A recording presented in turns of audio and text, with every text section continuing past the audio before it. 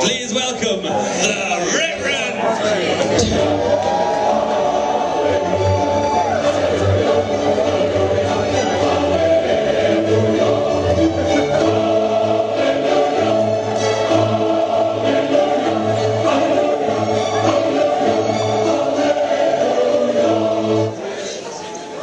Hello, poetry fans! OMC fans! I have come out and taken a lot of care of my wardrobe tonight, as you can see. I wanted to wear something that showed you a little bit of something about me and where I'm at, and I thought nothing really says midlife crisis like a Skull and Crossbones t-shirt faded to grey. So nothing really says midlife crisis like trying to get into the playgrounds of your youth, which is why this poem is called Glastonbury 2005. At Glastonbury 2005, an aging rock legend did not make an ill-advised comeback to awful screams of adult apathy while the cognoscenti muttered, "Get thee behind me," and the Illuminati said, "Stuff the next big thing," and discovered an awesome ska soul band in a part of the festival that did not previously exist and might well not exist in the material realm at all, but needs to be approached on a magical train from platform 9 3/4. This did not happen at Glastonbury 2005. At Glastonbury 2005, a crazed band of cider-swilling anarchists did not miraculously steal the show, leaving us believing that the fascist establishment had been shaken to its feeble foundation by the power of our boogie! Nobody shouted, "People have the power to change their lives!" at me 26 times until I realised that they totally believed it, and then shouted, "People have the power to change their lives!" at me another 26 times until I realised that I did. Nobody shouted, "Hello, Glastonbury!" to 12 prone slumberers in the chai-pour chai tent as they strummed the first chords of a song called "Down with the Babylon, Up with the Avalon."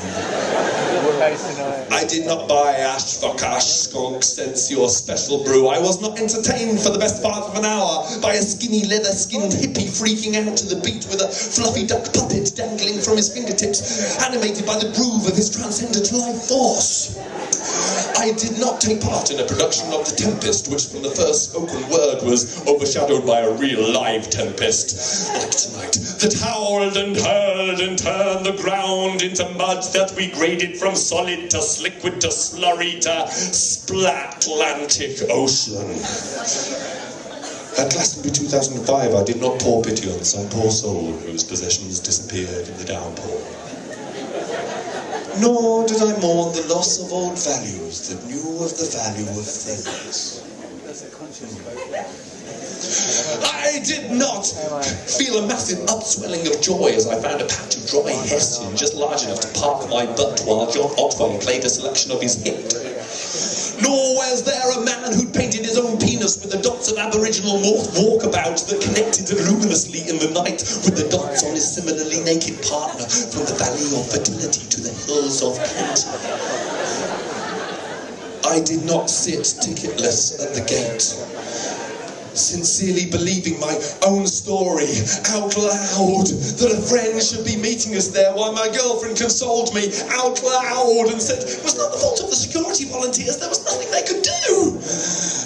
In 2005, there was no opportunity for the staff of security to overcome their structural impotence and allow us, by the power of our holy auras, into this alien Shangri-La that once again landed in its favourite valley on Earth.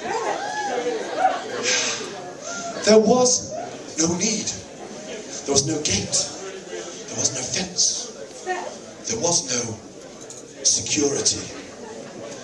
In 2005, I did not sit with my best friend, close my eyes and find myself looking down at my body, and then in a moment at the tent with me in it, and then in a moment at the field with the tent with me in it, and then the whole glowing festival site and the rolling hills of Somerset, Britain, Europe, the great globe itself, yea, and the moon as the two dissolved into one as I sped past Mars, Jupiter. Wow, that red spot close up, and through the rings of Saturn and all the humorous and darker planets, and out into the void as the sun became one dark dot of light among many and disappeared as I left the galaxy which became a dot and disappeared as I left a cluster of galaxies which became a dot and disappeared as I left a cluster of galaxies which became a dot and disappeared as I left all the tears which became a dot and disappeared as I blinked through the edges of the universe and thought, oh, God, everything is nothing. And then just came back in again as all that is appeared and approached, and a cluster of galaxies appeared and approached, and a cluster of galaxies appeared and approached, and our own galaxy appeared and approached, and our own solar system, Saturn, Jupiter, Mars, there's the Earth, back to Earth, Europe, Brighton, Somerset, Pilton, the fairy lit field of Avalon, there's the field, and there's the 10 with me in it, and into my body, kapow! And nothing is everything. Wow. This did not happen at Glastonbury 2005. It was not so intense. There was no game, there was no fence. Nothing. Nobody. No one was intense. From the stone circle to the slurry pits, there were no tents. There were no people. No John Peel, no jester hats, no nakedness, no naughtiness, no tension between capital and idealism, no staring eyes, no dust, no flies, no smelly pants, no drunken rants, no Harry Krishna curry, no stillness versus hurry, no magical microcosm of the mundane and magnificent, no pretending to be sheep, no not getting any sleep, no waking to a spliff, no wondering what if, no bogs, no bowls, no fires, no songs, apart from the songs of the birds in the trees and the sound of the leaves that go in the breeze. Because in 2005 I went in October in the car with my wife and my kids,